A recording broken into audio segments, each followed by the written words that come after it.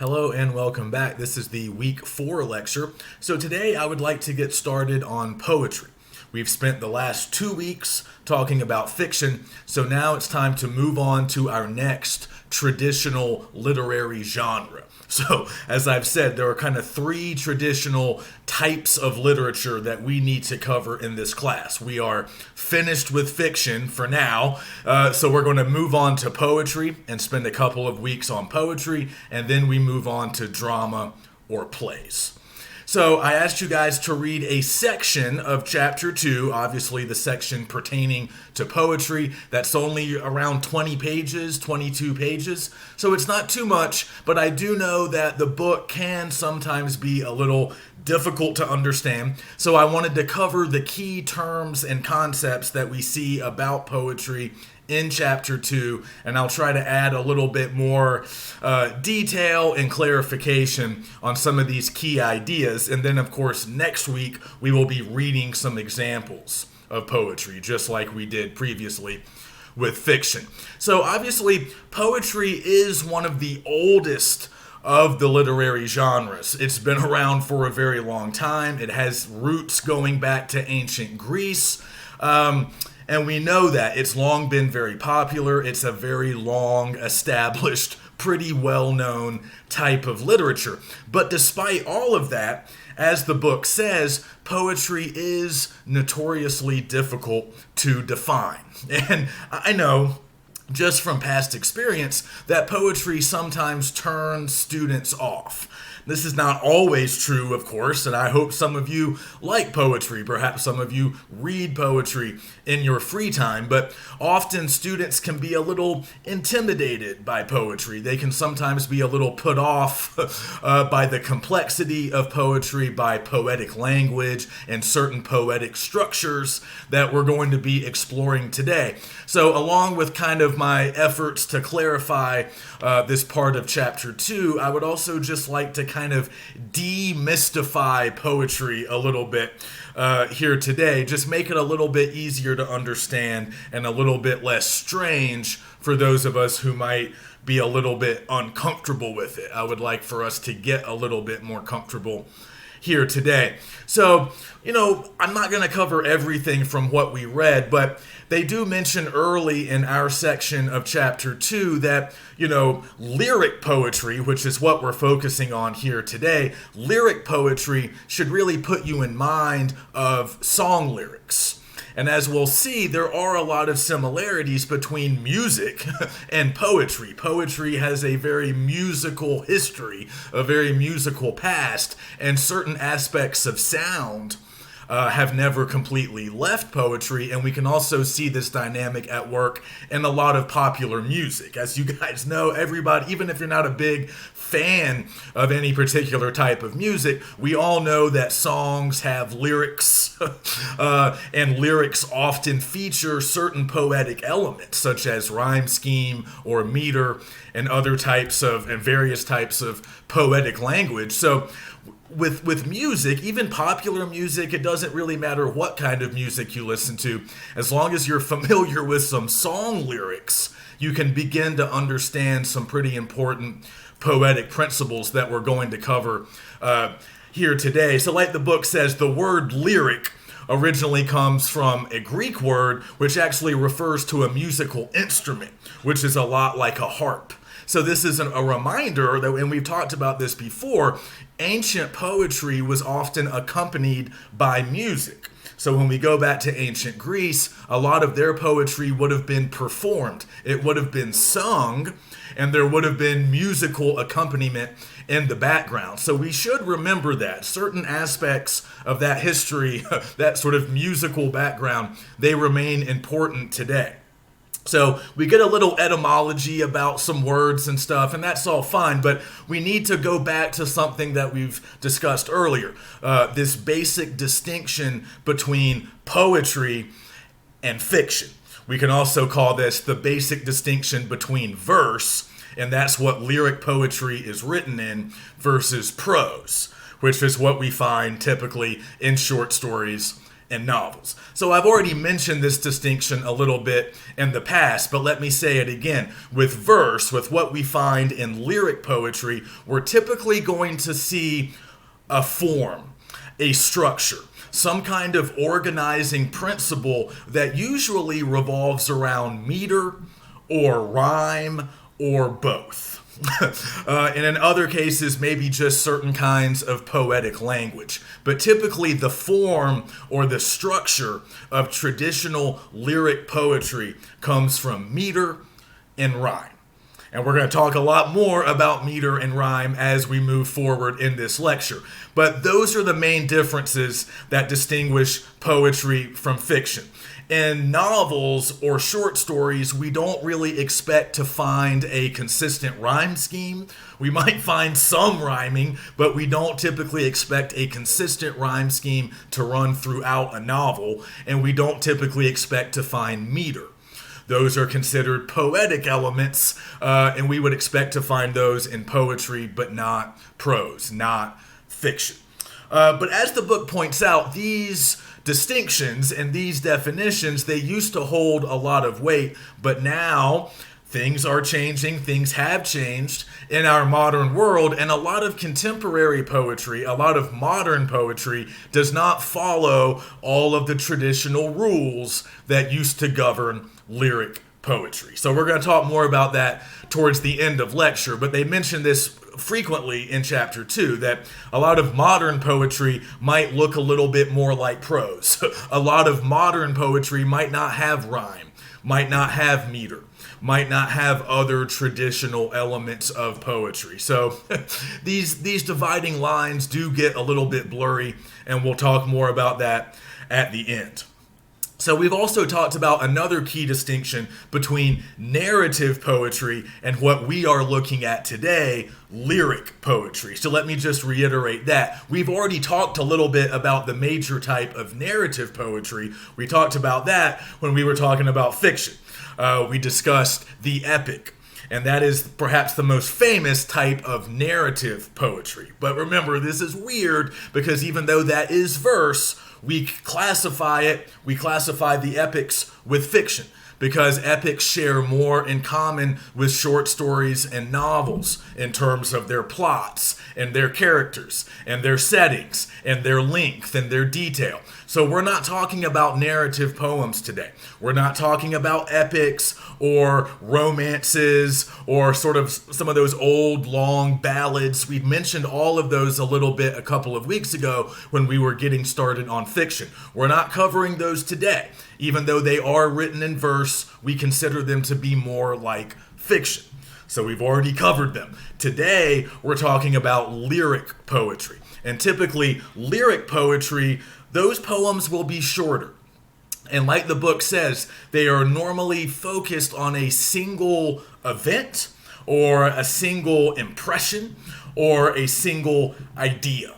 Not always, but typically lyric poetry will be focused on sort of singular things. They're much shorter in length, and they feature traditionally a lot of these poetic elements that we would not normally find in prose or other types of writing. So they talk a little bit about the origins of lyric poetry in the book. I don't want to get too far into this. You guys have read already, hopefully, by now, but just know there is a long history of lyric poetry in the English language, kind of going back to the Middle Ages.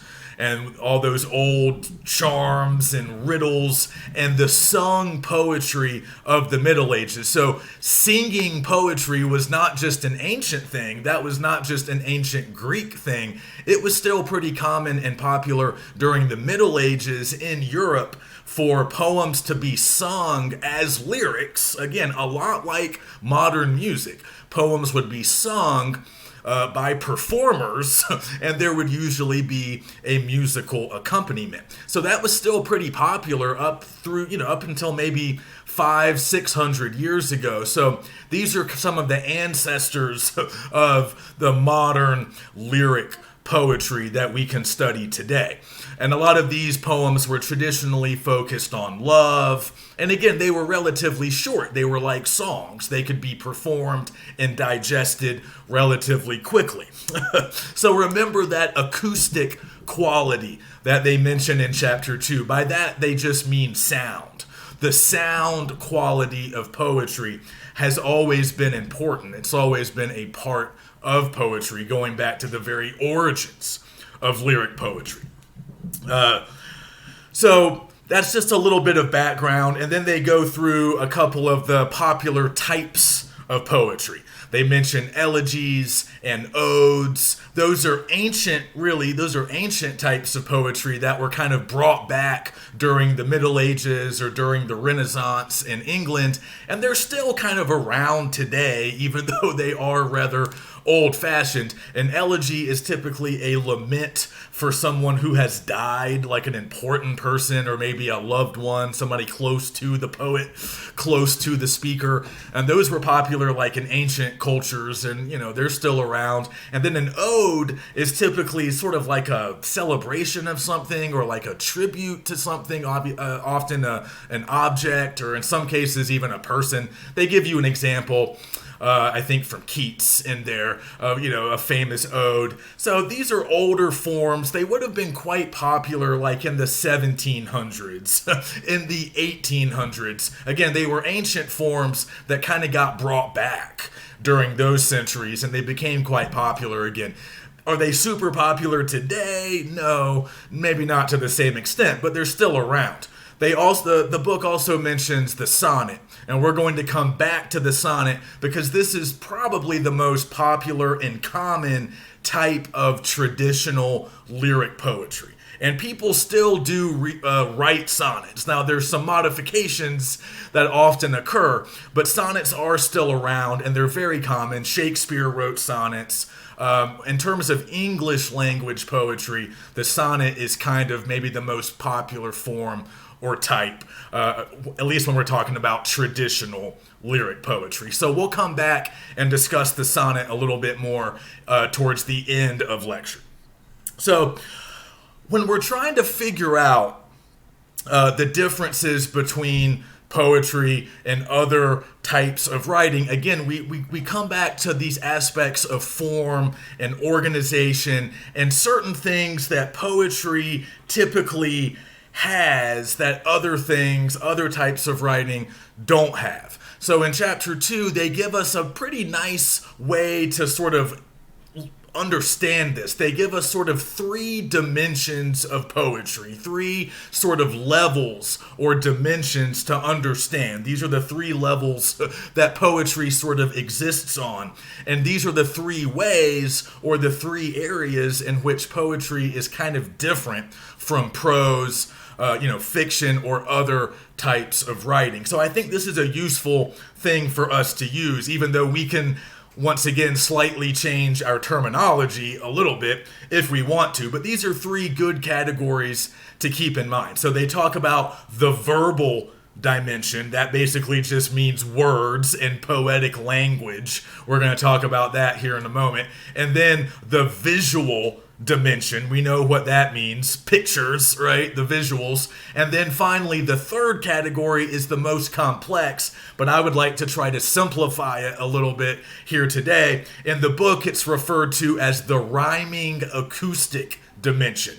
But like we've seen before in this book, sometimes the author uses what you guys might think, are sort of needlessly complex terms. He's really just talking about sound. In that third category, that third dimension is really just sound, the sound aspect or the sound element of poetry. So we're going to cover all 3 of these dimensions. Let's start with the verbal. Obviously, we're dealing with words, so we're going to have to deal with the verbal dimension.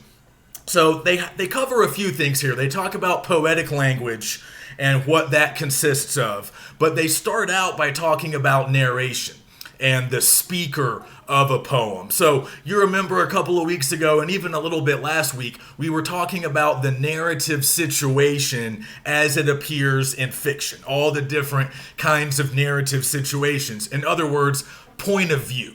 We talked about first person point of view, third person point of view, all of these different styles of narration.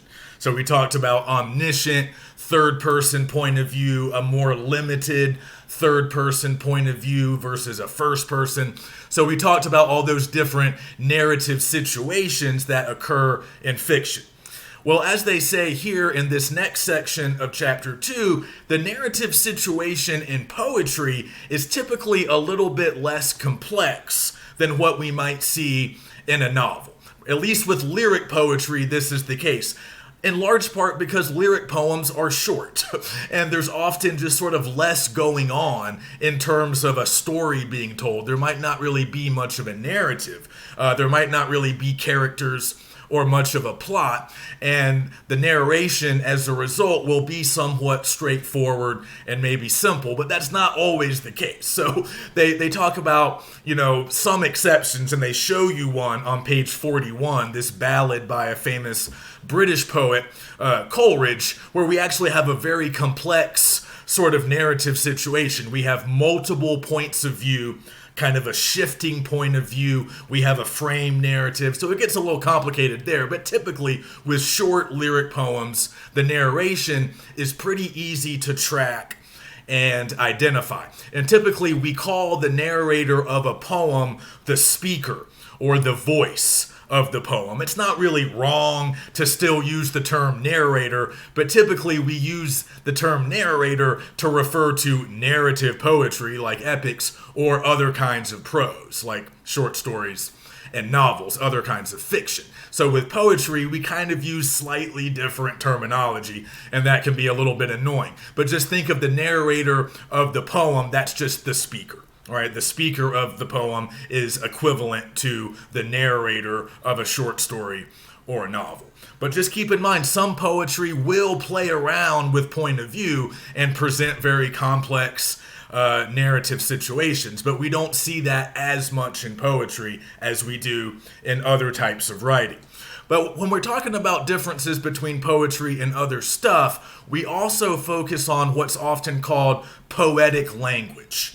And this is sort of a classic, I can't define it, but I know it if I see it kind of thing. I know it if I see it. I know it if I hear it. And that really is how a lot of us feel about poetry. Like I said at the beginning, it can be hard to define, but it's usually pretty easy to tell if you're reading a poem versus a novel or a short story. Right? They just look different on the page. And also we see different types of language, not totally different, but in poetry we're going to see a lot of certain types of language that will also appear in other kinds of literature, but maybe not as much. We're going to see a whole lot of certain kinds of language in poetry. And these things that we see a lot, we often group them together under the heading poetic language. So as the book says, we're talking about imagery. When we talk about poetic language, we're talking about figurative language or figures of speech. They use the term rhetorical figures, but that's the same, really, as figurative language. And we also talk about symbolism when we talk about poetic language, language that is kind of unique or specific to lyric poetry. So imagery, I think we know what that means. This is just language that makes us use our five senses. Now, primarily, we think about sight, and that is the sense that we use the most. But imagery can also engage other senses. Our sense of hearing, our sense of smell, but most of the time, our sense of sight.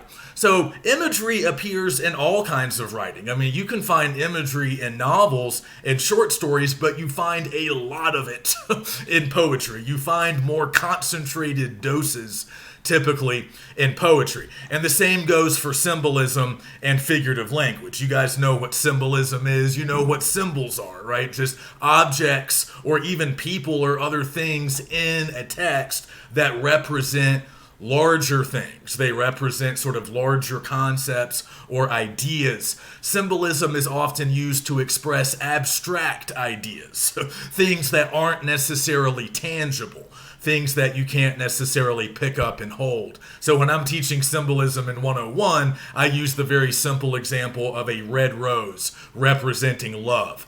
Love is an abstract concept. Most of us generally know what it is, but it's not something you can pick up and hold. It's not tangible. It's not concrete. So we use a rose to represent an idea. So that's a symbol, a very easy to understand symbol that any child knows. But poetry, relies very heavily on symbolism, imagery, and figurative language. So you guys know figurative language as well. These are just figures of speech like metaphors or similes, which are both comparisons between two unlike things, as the book explains. The book also provides some examples. The only difference is similes will typically use words like or as, whereas metaphors are just saying one thing is the other thing. It's a more direct comparison, but they're similar. So those are two of the more popular types of figurative language. But figurative language is just a more creative or imaginative way of expressing meaning. We are expressing meaning that kind of goes beyond the literal. Right? We're going beyond the literal. We're going beyond the material. And we're trying to represent bigger ideas, more abstract concepts, and maybe things that sort of exist outside of the text that we need to understand or sort of deal with. So these are things that are going to appear a lot in poetry. Again, you can find metaphors in novels, you'll find symbols in novels and short stories, and you'll certainly find imagery in all creative writing, but you find it the most. You find all three the most in poetry. So when we see a lot of poetic language and we don't see many of those fiction elements that we talked about over the last 2 weeks, when we don't see much plot, when we don't see characters, when we don't really see different settings, instead we're really just seeing a lot of images, we're seeing a lot of metaphors, we're seeing a lot of symbolism, but we're not seeing a lot of those narrative elements or those elements of fiction. Instead, we're mostly just seeing those examples of poetic language. That's partly how we know that we're reading poetry and not a short story, not a novel. So the poetic language is very important. And imagery is often sort of the driving force of a lot of lyric poetry. Because remember, a lot of lyric poetry is just focused on a single idea or maybe a single image or just a single impression that it's trying to convey, or just an overall idea or concept. And a lot of times it's relying on imagery to do a lot of that work. So you guys might have seen around page 46, they talk about Ezra Pound, a famous American poet, and this group of poets called the Imagists. We don't need to know a lot about these guys, but they sort of take imagery to the extreme. Like, they are big fans of imagery, and they sort of want to use imagery at the expense of everything else. They sort of strip away a lot of other poetic language, and they strip away a lot of the other parts of form and structure, and they sort of just use imagery. So you should look at that example from Pound on page 46. It's a very short poem, and it's really just like a word picture. It's all imagery. What we get there, it's all imagery. So Pound and the other people in that school of poetry, they really wanted to sort of condense poetry down into like just really simple, powerful images. And they wanted to sort of get rid of everything else. They were striving for what they called the utmost clarity of expression. So they're using imagery to communicate ideas or a larger, just sort of general impression that they wanted their readers to have after reading the poems. So again, this is imagery almost like stripped of everything else. This is imagery as picture, as a word picture. And they mention that haikus, which originated in Japan, but are often done in Western societies as well, haikus are kind of similar in the sense that they are poems that are really relying heavily on imagery, and they're tapping into those old sort of pictorial qualities of poetry. So we're about to get into the visual dimension of poetry, which has kind of been around for a long time. It's always kind of been a part of a lot of poetry. And these kinds of poems, what we see from Pound on page 46 and certain haikus, they're tapping a little bit into that heritage by sort of painting those pictures in our minds and giving us these really simple, powerful images and not giving us much else but images.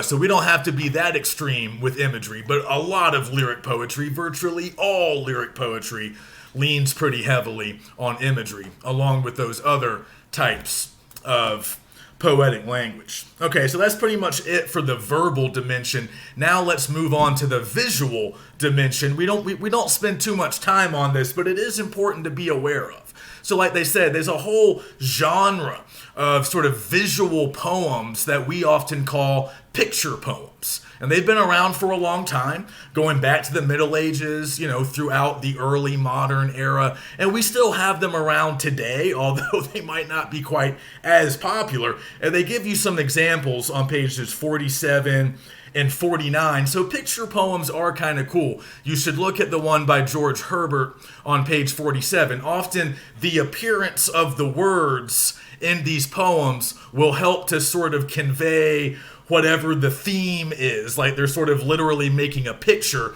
and that picture sort of represents the theme or the larger meaning that the poem is trying to express. So that's kind of neat. And they show you an example of an emblem book over on page 49. Again, we don't see many of these today, but they were popular, 500, 600 years ago. These were typically books with a little bit of text, a little bit of poetry, accompanied by a large illustration. So even though picture poems and emblem books aren't super big now, our author makes the argument in chapter 2 that these are actually the ancestors, the sort of forerunners of modern day comic books and graphic novels. And I think we can see at least an indirect inheritance there because, with comics or graphic novels, you see this marriage of the written text and illustrations, the visuals. So the visual element of poetry has been around for a long time. And even when we're not dealing with picture poems, again, going back to Pound and haikus, even when we're not actually dealing with illustrations or words that make a picture, if we're leaning heavily on imagery, we're still really relying on pictures, at least mental pictures and visual images to help convey meaning. So that really is a big part of poetry. All right, so let's move on to the final dimension. Again, and the book referred to as the rhythmic acoustic dimension. I think we can simplify that label a little bit and maybe just call this the sound dimension, because we are talking about the sound, again, kind of going back to the musicality that we know used to be a big part of poetry. So again, think about songs. Think about some of your favorite songs. Think about the rhythm and the flow of those songs. A lot of what's at work in popular music can be traced back to these traditional aspects of poetry, particularly when it comes to the sound of poetry. So when we're talking about the sound or the acoustics, we're primarily talking about two concepts I've already mentioned: rhyme and meter.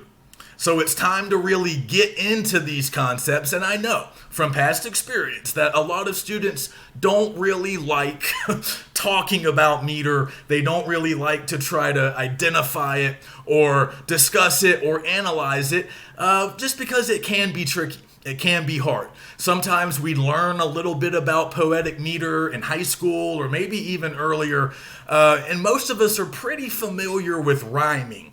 Rhyming is pretty easy to understand. Rhyme schemes are usually pretty easy to spot. And again, if we listen to, I keep coming back to this, but if you listen to music, you're very familiar with rhyme schemes, with in rhyme, which is the most common type of rhyme scheme in English language poetry. So we'll get to rhyme in a moment, but rhyme's pretty easy. So while we still have some energy and some attention left, I want to start with meter because it is a little bit more complex, but I don't think meter is especially difficult to understand if you're just willing to follow a few steps. So I'll try to walk you through these steps. The book gives us the same steps that I'm using here, but I'm just going to try to clarify a little bit. So you should think about meter as really the sort of principal organizing structure or form of a lot of individual lines of poetry. So if we want to get to the bottom of meter, we need to really just tackle a single line of a poem. And the smallest elements of meter are individual syllables, the individual syllables of words.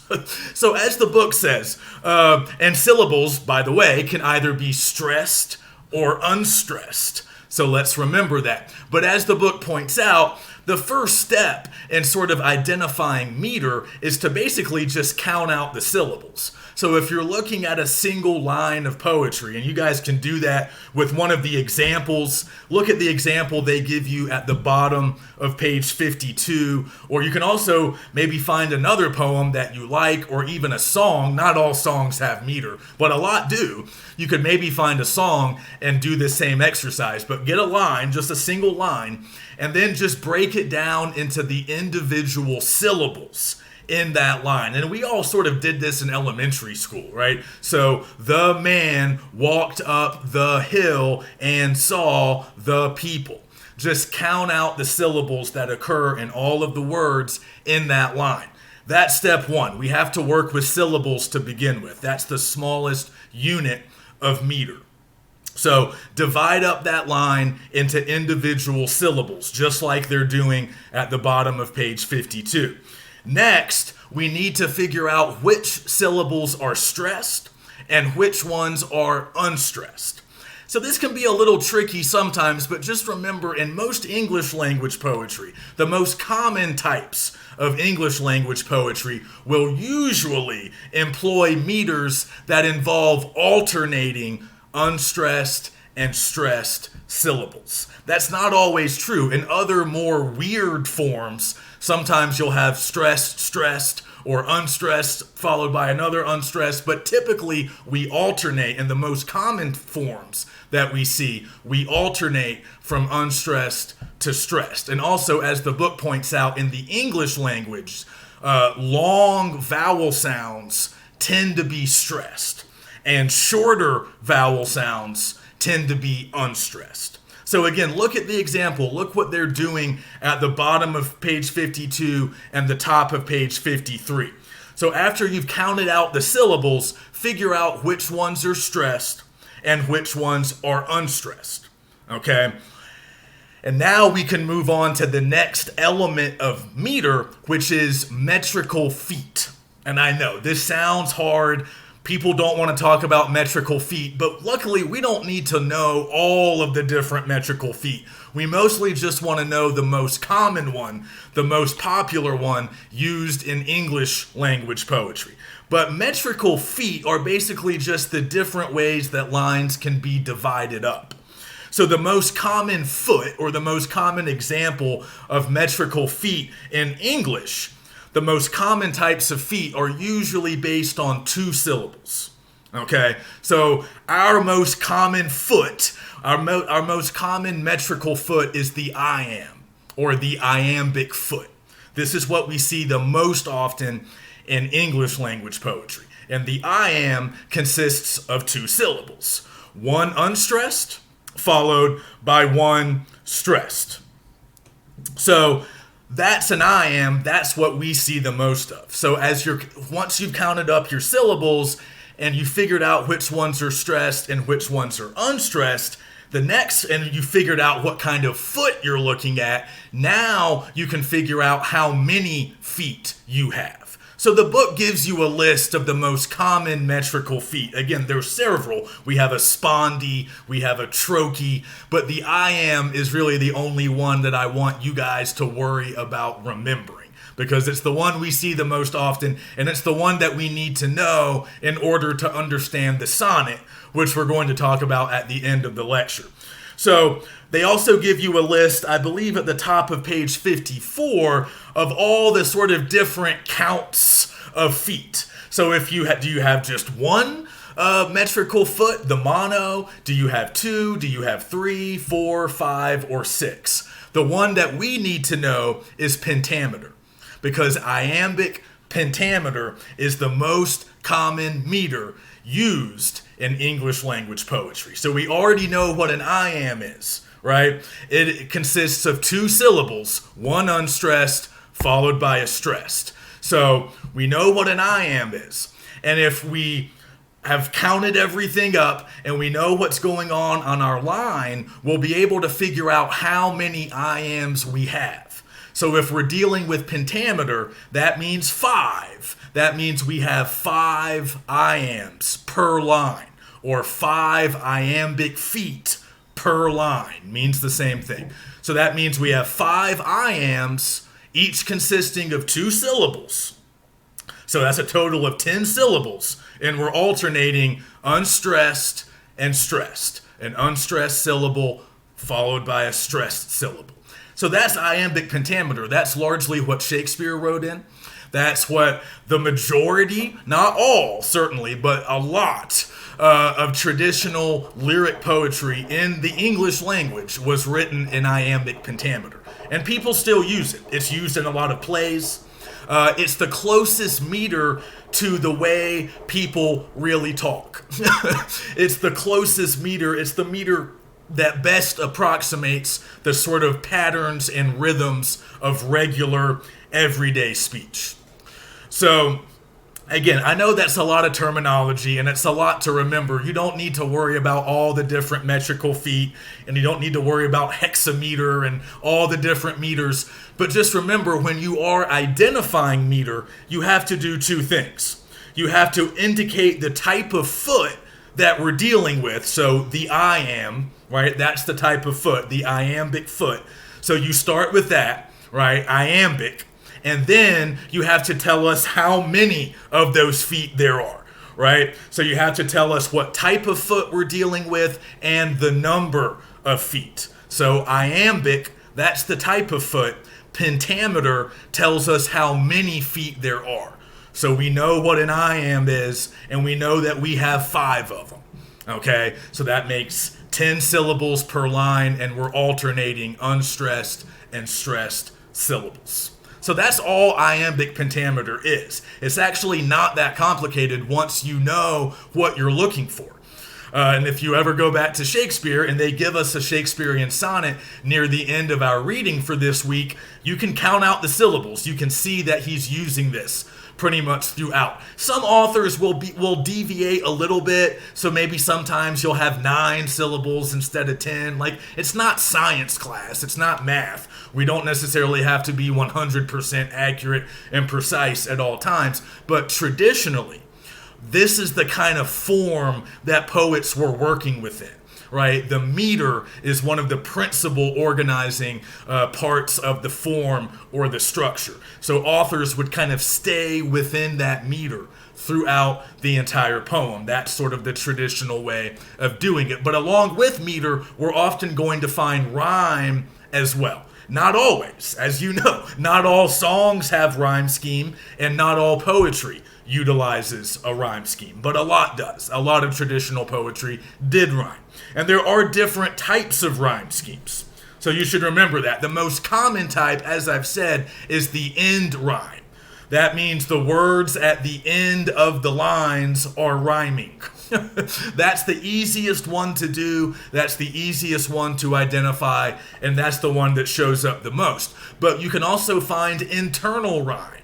And you can also find what the book calls I rhyme, which is similar to a concept sometimes called slant rhyme, that I'll talk about a little bit in a moment. So there's really three different kinds of rhyme schemes that you could spot in poetry. But yeah, end rhyme is the most common. It's the one that we see the most often. But internal rhyme is interesting, and it shows up in music sometimes as well. Like they say in the book, internal rhyme is often created by either using alliteration or assonance. So alliteration typically means that you have a repetition of certain consonant sounds. And they give you some examples of that. And then assonance will typically be the repetition of certain vowel sounds in words that appear consecutively or close to one another. So this creates a different effect compared to end rhyme. But we're hearing the same kinds of sounds in multiple words, in multiple lines, and that can be one source of internal rhyme. That can be a little more complex, and that's fun too. I rhyme, the third type, is not exactly a rhyme. They give you an example, I think it's from Coleridge again, where he's repeating certain letters, certain vowels. I think it's A-N. And at one point we see those letters in the word man, and then at the end of the next line we see the word ocean. So what the book says is that kind of makes us almost expect a rhyme, because we're seeing similar letters, similar sounds in back-to-back lines. So we're expecting an end rhyme here with man and ocean. But as we know, those two words don't actually rhyme because the letters A and N are making different sounds in those two words. They don't sound the same in man as they do in ocean. So as the author of the book points out, we're almost tempted to pronounce the words in a way that would make them rhyme. But in reality, this is not quite a rhyme. But there is similarity between the words, but it almost makes us a little bit off balance. It almost kind of throws us off balance as the reader. This is similar to a concept called slant rhyme that I've taught before in reference to the famous American poet Emily Dickinson. I don't know if any of you have ever read Dickinson, but she will do something similar to this in a lot of her lyric poetry, where she'll have two words that have similar sounds. Like she might be using assonance, repeating a vowel sound, similar letters. Some of the words might even have a lot of the same letters, but they sound different. So based on the appearance on the page, we're expecting a clean, sort of consistent rhyme like we would find in a typical regular end rhyme. But it's not quite that. Like we might get similar sounds, but it's not quite a rhyme. So with Dickinson, we coined the term slant rhyme to mean that it's almost a rhyme, but it's like a slanted rhyme. It's not quite a traditional rhyme like we would expect to find it. So this has various effects on readers. It can kind of, like I said, throw us off balance a little bit, but it also makes us focus a little bit more on the words that we're kind of stumbling over. It can be used for emphasis, because even if we can't rhyme them, we're sort of looking at them and we're focused on letters and sounds and vowels, and that might make us pay a little bit more attention to what the words actually mean and what the words are actually doing. So this kind of rhyme is really kind of cool, and you'll see it sometimes in traditional poetry. All right, so that's I think we've covered most of what I have here. Just very quickly, they cover stanzas in chapter 2, and just think of stanzas like paragraphs in poetry. These are how we sort of group our lines together in works of poetry, and they give you the three most common types of stanzas. We have quatrains, those consist of 4 lines. We have tercets, those consist of 3 lines, and then we have couplets, which consist of 2 lines, like a couple. And you'll often see rhyming couplets. That's a type of poetry called heroic couplets, and that was popular back in centuries ago as well. So just remember those. Stanzas can be important, and keep that in mind as we move into sort of the final thing I want to talk about today, which is the Shakespearean sonnet. So like I said, I know most of you are not going on to study poetry later in life. Maybe some of you will. But you don't need to remember all the terms they give you in chapter 2. Just remember iambic pentameter as the most common type of meter in English language poetry, and also remember the sonnet. Remember the Shakespearean sonnet, because as I mentioned earlier, it's the most popular and common type of traditional lyric poetry in English. And Shakespeare wrote a ton of sonnets, as many of you probably know. So just remember the rules for the traditional sonnet. You don't have to remember the rules for any other type of poems, but just remember the sonnet. We need 14 lines total. Okay, that means 3 quatrains. Remember, those consist of 4 lines each. So 4, 8, 12. And then we have a concluding couplet, the final 2 lines. So a total of 14. The whole thing will be composed in iambic pentameter, like I said. And we have a rhyme scheme here. We have a consistent rhyme scheme. A, B, A, B, C, D, C, D. E, F, E, F, and then G, G. So you guys just look at the example they give you. Where is that? Over on page 56, I think, near the end of the section that we are reading this week. They give you a Shakespearean sonnet to look at. So you can see all of these rules and conventions at work. You'll notice the rhyme scheme. It's an end rhyme scheme, pretty normal, pretty conventional, and it's the words that rhyme are on alternating lines. That's what AB means. So it's, the word on the first line, the end word rhymes with the end word of the third line, so forth, so on. That's the pattern that we see with the rhyme scheme up until the concluding couplet. And then we have GG. So the last word at the end of each of those lines rhyme. So the couplet has a different organizational structure, has a different rhyming pattern than the quatrains before it. So they tell you the rhyme scheme. That's traditional for sonnets. They're traditionally in iambic pentameter, and they have those 3 quatrains followed by the concluding couplet. So you can see all of that on the page. And also they point out that there's a sort of structure, these aren't just rules. The structure also influences the meaning.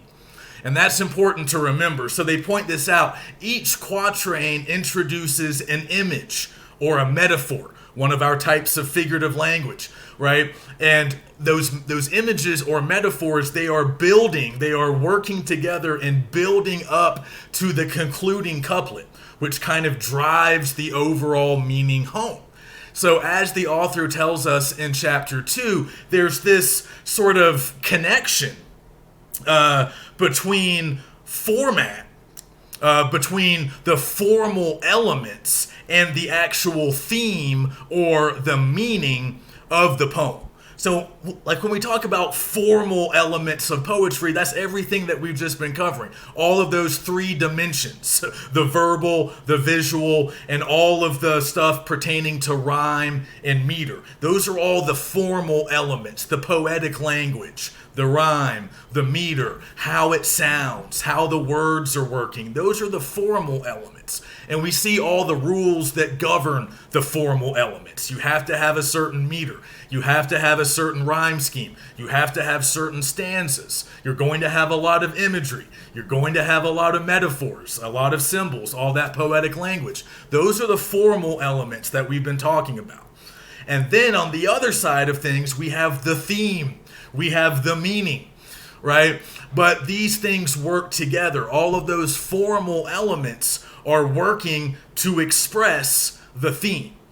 So that's sort of the final point that we see in our reading. That's how sonnets work. It's not just, you have to have these quatrains, you have to have this meter. All of those formal elements are working towards the meaning, towards the theme or the larger sort of idea or impression or message that the poet is trying to get across. So that's how traditional poetry worked. That's how lyric poetry functioned for many hundreds of years. But remember, in the modern day, in contemporary times, today, 2021, a lot of these old forms and conventions and rules have, I wouldn't say they've gone totally out the window, but not all poets use them anymore. So they mention this in the book. Nowadays, we see a lot of what's called open form poetry. So older types of poems, those sonnets, those odes, those elegies, those were closed form, meaning they had set meter, set rhyme scheme, set stanzas. Those were all the structures and the patterns that they had to follow. So those were closed forms. They had limits and rules, like they were put in a room and they couldn't really leave that room. They had to follow all the rules of that space. Open form basically means you can do what you want. So we sometimes call this free verse. The key word being free. A lot of free verse does not have a meter. It does not have a consistent rhyme scheme. It might not even be divided up into stanzas. So like we see in chapter 2, sometimes these might be called prose poems. Sometimes these poems might look a little bit more like prose, like short stories or novels, than they do traditional lyric poetry. And that's just because we don't feel as confined. We don't feel like we have to be bound by all of those rules anymore. But I will just point out that people still like to write sonnets. Again, maybe some of you read poetry a little bit. A lot of people, a lot of modern poets like to put sort of their own unique twist on the sonnet. So when I was in grad school, I happened to have a lot of friends. I'm no creative writer myself, but I had a lot of friends in the program who were MFA students, a lot of poets, and I read some of their work, and just from talking to them, I know that a lot of contemporary poets like to use meter or rhyme or poetic language sometimes, but not all the time. So I've read stuff even where you do see a meter, but maybe for just one stanza. Like you do see iambic pentameter for a minute, and then in the next stanza, the poet drops that meter and starts using a different number of syllables with a different pattern of unstressed and stressed or whatever, and it's not consistent throughout. Same with rhyme scheme. You might see a rhyme scheme in one stanza, like an in rhyme, and then in the next stanza or a little bit later, that rhyme scheme is no longer there, and maybe it's been replaced by internal rhyme, or maybe there's no rhyme at all. Maybe there's just assonance. Maybe there's just slant rhyme where words kind of sound alike, but they don't quite rhyme. So again, poets like to experiment a little bit more today. Poets like to sort of combine different things. So maybe they'll borrow elements from a traditional type of poetry, but they don't stick to all of the rules. And like I said, a lot of contemporary poets still write sonnets, but they might not follow all of those rules. So they might have 14 lines, but they might not follow that stanzaic division with the 3 quatrains and the couplet. Or they might not use iambic pentameter throughout. Or they might change the rhyme scheme, whatever. So you can have fun with these forms. They're not set in stone today like they were hundreds of years ago. But I always tell students, before you can start experimenting and doing a lot of new things and sort of the all kinds of free verse sort of things, you need to know the traditional rules and how things were, so you can know how to break the rules properly, if that makes sense. Okay, so that's it for today. Hopefully we've covered the basics and you're a little bit more comfortable with poetry than maybe you were before, or at least you're just willing to try a few new texts. So next week I will post several different poems, short lyric poems, and I'll definitely include some sonnets. I'll try to include some other types as well, and we will read those, analyze them, and talk about them. So I'll see you next week.